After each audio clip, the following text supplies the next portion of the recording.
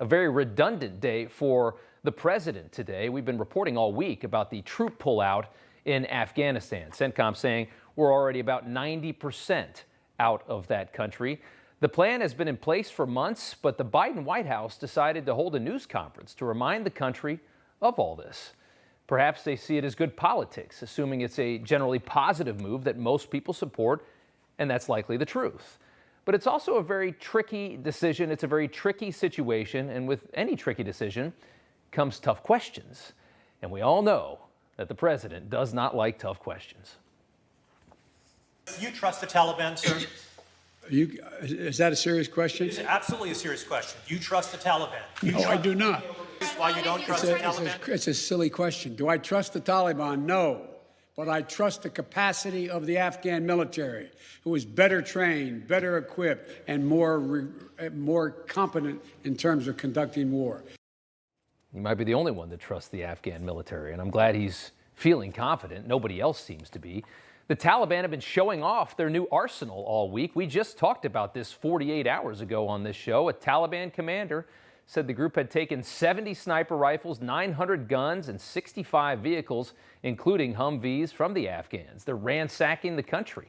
There are reports of Afghan security forces who no longer have American troops to protect and support them, fleeing to surrounding countries, fearing retaliation.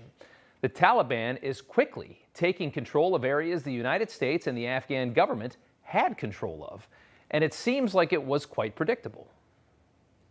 Your own intelligence community has assessed that the Afghan government will likely collapse. That is not true. The Afghan government and leadership has to come together.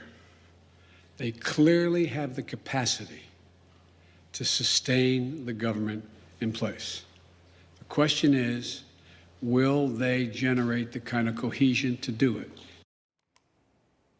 That should fill you with confidence. It appears even the media realizes this is going to devolve quickly. And again, that's not Biden's fault. It's still clearly the right move to get out of Afghanistan. The only other option is an American presence in that country until the end of time. We did not go to Afghanistan to nation build. And it's the right and the responsibility of Afghan people alone to decide their future and how they want to run their country. He's right. We'll be straight with you here. He's right. It's a lesson we've learned time and time again all over the world. We cannot remake other countries in our own image. But let's move much closer to home and look at another pending disaster, the Caribbean island of Haiti. You no doubt heard the nation's president was just assassinated, which is wild enough as it is. His wife also shot, airlifted to a Miami hospital for treatment. She is critical but stable. Associated Press reports a U.S. citizen, possibly two, among 6 suspects arrested in the president's killing. The already troubled nation, which has always been troubled, sliding deeper into chaos and lawlessness. And it was chaotic before this happened yesterday.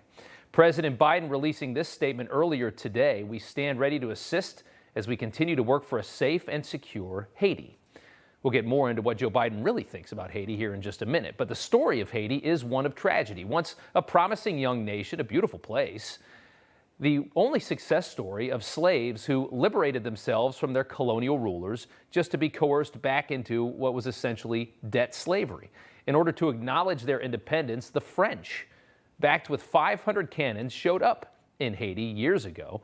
They demanded the sum of 150 million francs. The total was more than 10 times Haiti's annual budget. The loans were not completely paid off until 1947. Took over 100 years. But even after all of that happened, after the debt was gone, hardly any progress was ever made on this island, an impoverished nation, a chronically corrupt government, like so many others around the world. I actually went to Haiti in 2010 after that magnitude 7.0 earthquake annihilated that island. These are my pictures here. This is what it looked like. 300,000 people were killed in an earthquake, bodies everywhere. That's the presidential palace in Haiti. Even that was destroyed. That was everywhere, and bodies were everywhere. The world at that time saw a tragedy strike an already miserable nation, and of course everybody wanted to help. Do you remember what it was like? I mean, there were planes coming in from all over the world. They couldn't even land in Port-au-Prince. So much aid was coming in, they couldn't even handle it. As the saying goes, though, the road to hell is paved with good intentions. The New York Times reporting foreign aid seems only to have helped perpetuate some of the country's biggest troubles. Only perpetuates some of their biggest troubles. Free money. Think about that. They call Haiti an aid state, a country that really exists through only their reliance on assistance from the international community. That means without everybody else like us propping them up, Haiti falls apart. That article from the New York Times continues. It bets that every time the situation worsens, international governments will open their coffers. And that's what's been happening. Billions in aid, free money, has poured into Haiti for the past 11 years, since the quake, destroying any incentive for government there to get its act together. It's one thing to send the Red Cross following a natural disaster, but sending billions of dollars over the course of a decade is clearly a loser. Free money ruins everything. That's true everywhere, even right here at home, as evidenced right now by the fact businesses can't find people to work. Welfare begats more welfare. Liberals consistently preside over an expansion in the welfare rules. They can't wait to figure out ways to give people more free money in this country. Republicans come back and cut the benefits, and magically, when Republicans are in power, less people need welfare.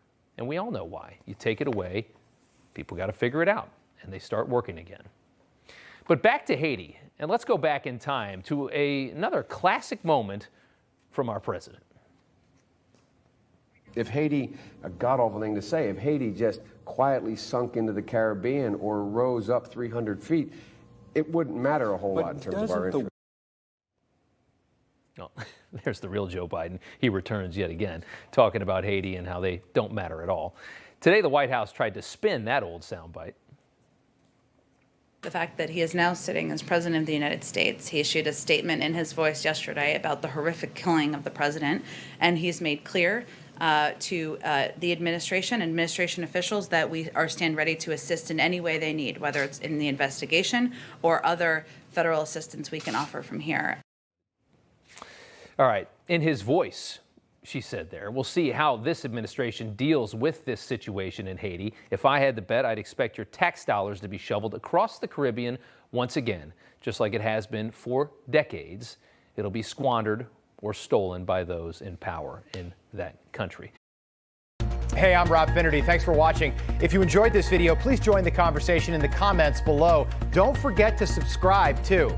Hit the bell icon to be alerted to breaking news. And remember, there's a whole lot more on Newsmax TV, America's fastest growing cable news network.